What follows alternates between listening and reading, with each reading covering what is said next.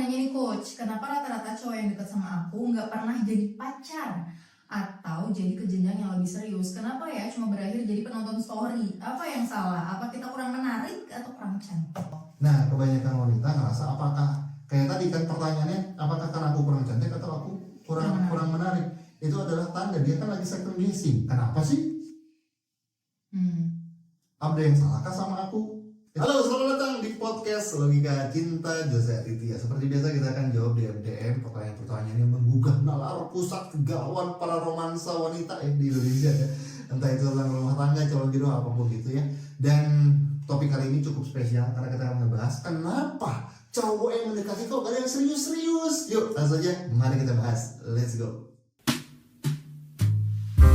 Hai, gue Jose Aditya, seorang professional love and relationship coach. Di podcast ini, kita akan bahas mindset dan strategi yang bisa ngebuat kehidupan lo dan romansa lo jadi lebih bahagia. Selamat datang di podcast Logika Cinta Jose Aditya.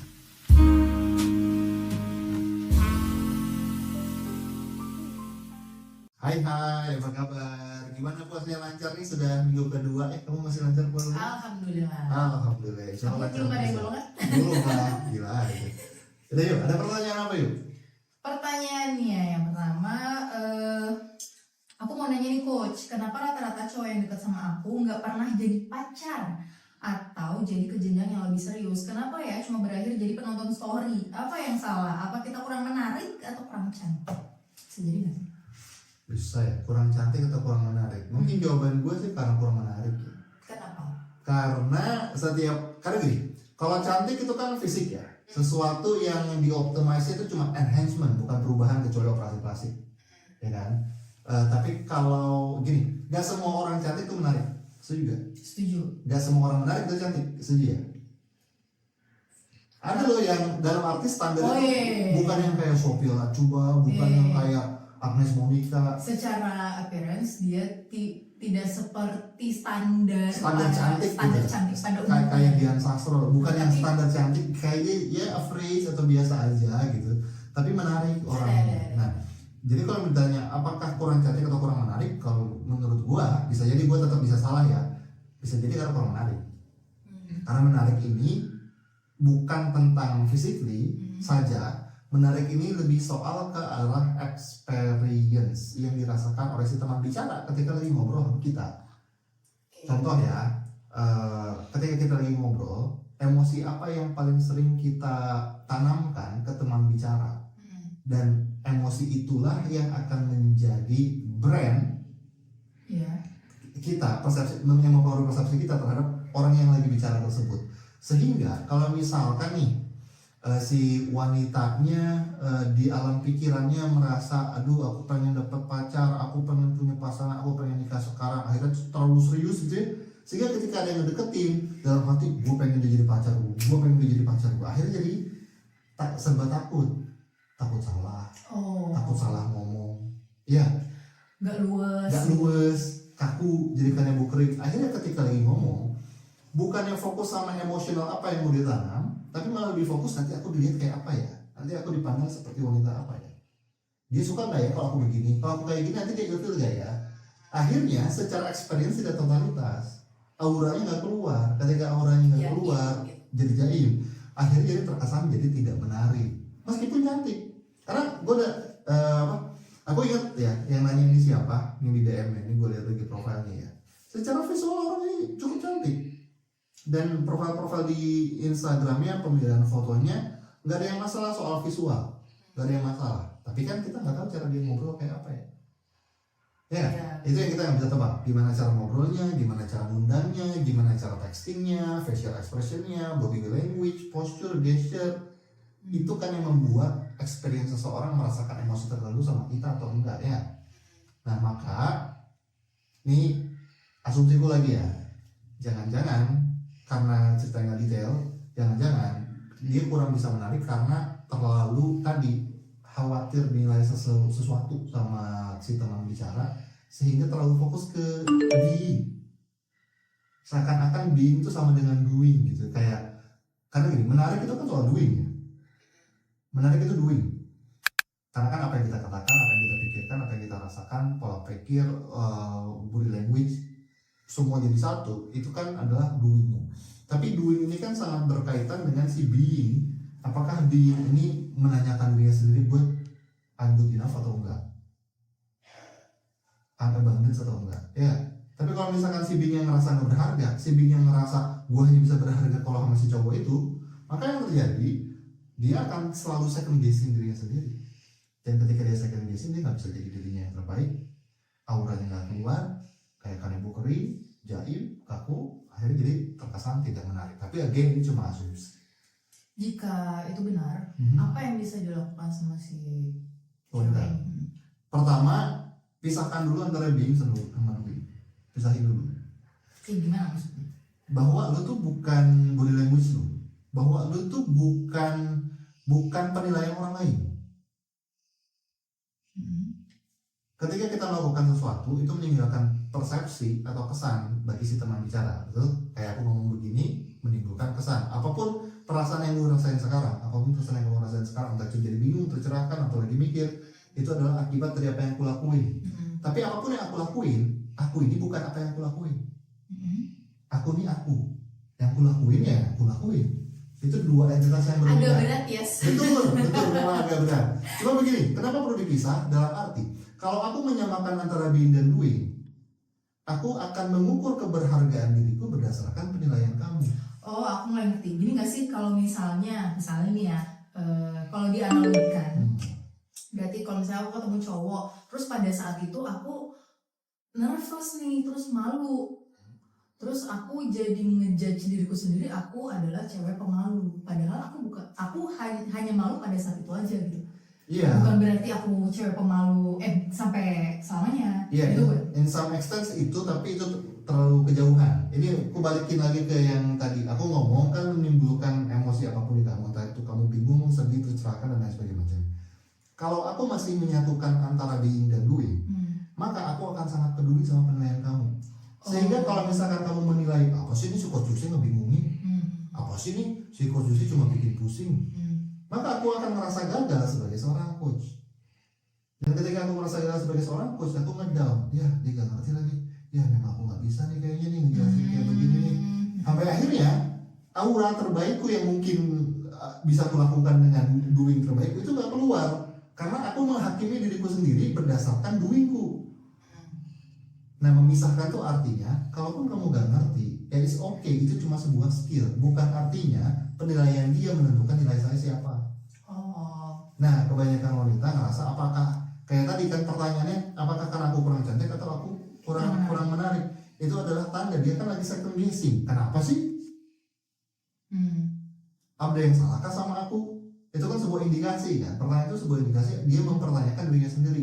Makanya di situ aku punya asumsi, jangan-jangan nih orang menyamakan antara keberhargaan dirinya dengan apa yang dia lakukan, sehingga ketika dia melihat ada cowok yang belum jadi pasangannya atau gak jadi pasangannya, dia ngerasa gagal sebagai seorang wanita. Nah itu yang jadi PR. Selama perasaan itu masih ada, belajar teknik apapun, teknik texting, teknik memikat pria, teknik memancing pria, teknik ngetes pria, apapun yang dipelajari, buku logika cinta. iya, apapun yang dipelajari, ikut webinar dan lain sebagainya macamnya, selama dirinya masih selalu mementingkan penilaian orang terhadap aku, tadi masih disatuin dia sama doingnya, nggak akan ada progres yang cukup signifikan.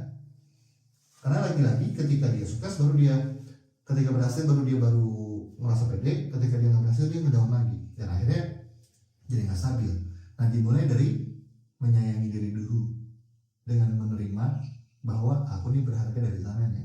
Aku ini bukan doingku bisa salah, beingku enggak.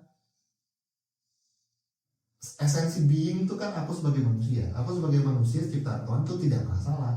Doingku bisa salah, aku ngomong bisa salah, aku berpikir bisa salah, aku merasa bisa salah, perasaan bisa salah. Tapi secara being aku nih sudah cukup gitu, I am enough gitu. Nah, ketika dia sudah ada I am enough, kemungkinan besar auranya jadi lebih menyala-nyala. Kalau aura menyala-nyala akan mudah bagi dia mengendalikan doingnya agar dipersepsikan menarik. Kerasa gak bedanya? Kalau beingnya udah secure, dia melakukan doing, meskipun doingnya salah ya oke, sehingga auranya tetap naik. Dan kalau doingnya benar, tambah oke. Gitu maksudnya. Cuma ada ini gak sih, maksudnya ketika ini kan soalnya dia bilang cowok yang dekat nggak pernah berakhir ke jenjang yang lebih serius dan berakhirnya ujungnya malah cuma jadi penonton story. Jadi ada experience yang kurang kah, yang Ya. kurang diciptakan sehingga akhirnya ujung-ujungnya cuma jadi penonton story gitu. Intinya gini, pria mendekati wanita karena dua motivasi utama. Motivasi utamanya adalah pertama, dia pengen dapat keseruan hidup. Yang kedua, dia ingin dapat kedamaian hati. Keseruan hidup in terms bukan cuma ketawa-ketawa seseruan hahaha hihi, bukan ya. Tapi in terms bahwa dengan wanita ini, aku bisa ngerasa aku sebagai laki-laki, aku tuh berguna. Jadi aku berguna sebagai laki-laki, itu tuh keseruan hidup bagi laki-laki. Kedamaian hati artinya ketika tidak ada drama yang gak penting dan lain sebagainya macamnya. Yang kita nggak tahu adalah gimana cara dia berinteraksi. Cowok mendekati wanita karena dia menilai wanita ini bisa memberikan experience tersebut. Experience-nya adalah keseruan hidup, kedamaian hati. Dan cowok akan otomatis kabur dari cewek-cewek yang tidak memberikan keseruan hidup dan tidak memberikan kedamaian hati.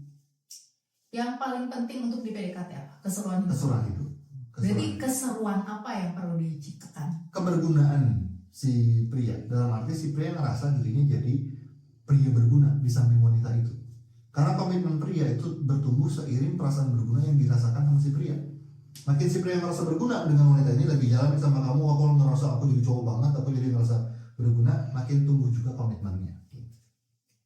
Kalau cuma baru texting gimana? Lah kan bisa. Misalnya texting. Kayak misalkan texting kamu lagi apa, titik-titik itu kan tidak menyampaikan emosi tertentu kan. Padahal maksudnya ngomong begitu tuh, aku tuh lagi bosan pengen ngobrol sama kamu, betul ya maksudnya. Daripada ngomong begitu lebih baik ngomong begini untuk meningkatkan keseruan hidup.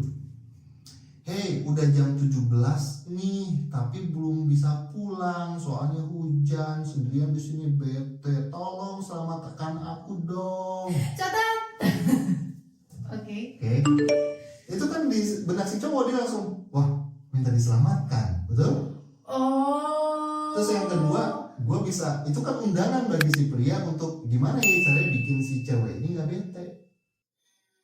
Nah terus kan si cowoknya bilang, mau aku jemput, kan rata-rata responnya beda-beda ya. Mau aku jemput, ngapain sih di sana, kamu ngelawak aja atau apapun lah gitu ya. Si cowok merespon, apapun sih respon si cowok ketika dia sudah mengikuti kehendak si wanita untuk menyelamatkan dia, maka tugas wanita adalah memberikan reward. Kayak, kok kamu peka banget sih, jarang tahu cowok kayak kamu. Nah di situ kan si cowok kan merasa berguna jadi laki-laki. Ketika si cowok, aha, gue berguna jadi laki-laki, komitmennya makin lama makin tumbuh. Gitu loh. Ya. Banyak nih. Oke, berarti kalau misalnya mau direkap, pertama yang perlu dia evaluasi adalah apakah dia menyamakan being-nya sama doing-nya. dengan doing-nya. Iya, itu perlu dipisahin dulu biar mudah upgrade dirinya. Jadi kalau doing-nya salah ya nggak apa-apa. Oke. Selanjutnya baru benerin doing-nya. Kalau being-nya udah mantep nih, dia udah ngerasa dirinya berharga dan segala macam, doing-nya dibenerin dengan teknik-teknik yang tadi, yang juga teman-teman bisa pelajarin di True Love gitu ya. Baru setelah tadi being-nya dibenerin, ngelakuin doing-nya dengan teknik-teknik tadi. Nah, ini gak sih kadang kan ceweknya ada kalanya udah 5 cowok nih coach, masih tetap begitu, padahal aku udah merasa aku berharga. Ya sama aja kayak salesman, aduh aku udah prospek 10 orang, padahal aku merasa aku salesman yang baik. Jadi Kok kenapa gak laku? Iya. Ya kan variabelnya banyak, bukan cuma soal keyakinan. Marketnya benar gak? Siapa tahu bukan marketnya gak mampu beli, gak punya uang. Berarti itu perlu dicek. Iya, itu perlu cowoknya dicek. bener atau enggak, jangan sampai lu praktek udah bener tapi ke cowok yang salah lagi. Atau yang kedua caranya salah, prospeknya benar, caranya salah. Bisa. Kalau misalkan dijual deket, mau beli gak? Belilah, masa gak beli? Kayak orang kayak kamu mah sombong, masa gak beli? Kok jualnya kayak gitu ya gimana? Tidak menimbulkan buying signal dari si prospek. Nah sama kan, proses ketemu pria tepat adalah proses jualan sebenarnya. Yang which is sudah kita ulang-ulang ya. Jualan yang kita jual, barang yang kita jual itu bukan diri sendiri, bukan tubuh, bukan seks, bukan cinta. Yang kita jual kan ide ide bahwa kalau aku sama kamu married, kita berdua bertumbuh bareng, kita berdua happy bareng. Itu kan ide yang kita jual. Cuman kita sebagai sales bisa nggak menanamkan benih tersebut ke si prospek. Dalam arti gini, ini juga penting. Ini soalnya kan dulu aku di multi level ya, kerjanya jualan. Kita nggak akan pernah bisa kontrol orang tuh beli atau enggak. Iya. Karena pada akhirnya ketetapan orang tuh beli atau enggak itu ketetapan Allah aja. Pada Tapi akhirnya meskipun bisa kita influence. bisa di-influence, bisa. Tapi yang bisa kita kendalikan adalah cara kita jualan. Maka teman-teman, banyak yang ngedown itu karena mempertanyakan yang bukan tugasnya. Mempertanyakan hasil akhir kan tugasnya Allah. Kita mah kerjain aja, evaluasi, ada apa. Nah maka gue juga sangat menyarankan pakai cara development, karena development itu multi gebetan. Kalau cuma fokus sama satu, berharap dia yang beli, ya sama aja kayak lu jualan, pengen jualan barang mahal. Ini kan pernikahan itu barang mahal ya. Mau jual barang mahal, prospeknya cuma satu nolak, nangis bombay, nangis darah. Habis itu merasa, aduh kenapa ya gue gak beli ya, apakah barangku jelek, apakah aku gak layak dapat. Ya gak gitu juga kali. Perbaik, cek dulu prospeknya, kalau prospeknya udah benar, caranya udah benar belum. Tapi ingat, cara itu kan cuma doing, beingnya dulu udah clear. Ada apa namanya? Ada tips nggak untuk memperbaiki being? Panjang, udah belajarnya di True Love ya. Di mana? Bisa belajar Video. soal Kalau buku buku ini, Logika Cinta. Oke. Ini Soal tentang keberhargaan diri ada di sini. Ada keberhargaan diri, bahwa kita itu tidak berdasarkan penilaian orang, kita itu berharga tanpa syarat. Ada di buku ini. Dan kenapa alasan orang bersyarat ada di buku ini. Terus juga kalau di True Love bisa belajar soal self esteem, ada tentang self esteem, tentang mengendali juga ada, tentang emotional mastery ada, sehingga tidak mempertanyakan diri terus. Sama ini yang cognitive distortion itu ready mindset ya. Ya, ready mindset, belajar ready mindset. Jadi secara beingnya udah ajak dulu nih, udah beingnya ajak, baru belajar skill. Kalau skillnya di video apa? Kalau texting bahasa pria ada. Oke. Kalau cara proaktif ke pria, seni mendekati pria ada. Kalau pengen ngetes, pengen ngundang, itu ada di cara ngetes pria sama cara ngodein pria. Udah lengkap lah guys. Catat ya teman-teman, dan untuk video editor nanti muncul di sini semuanya. Oke, paling gitu aja. Terima kasih semua jawabannya teman-teman. Catat tadi poin-poin yang penting, atau kalau misalnya ada yang rajin, catat di kolom komentar. Nanti kita pin supaya bisa jadi bahan belajar untuk ladies yang lain. Boleh. Dan kalau kamu punya pertanyaan yang sama, yang menggugah nalar dan mengguncang iman romansa, boleh tanya kita di @lovecoach.id di Instagram. Nanti kalau pertanyaannya bagus, kita akan bikin konten berikutnya. Terima kasih. Dadah. Assalamualaikum warahmatullahi wabarakatuh. Dadah. Sampai jumpa.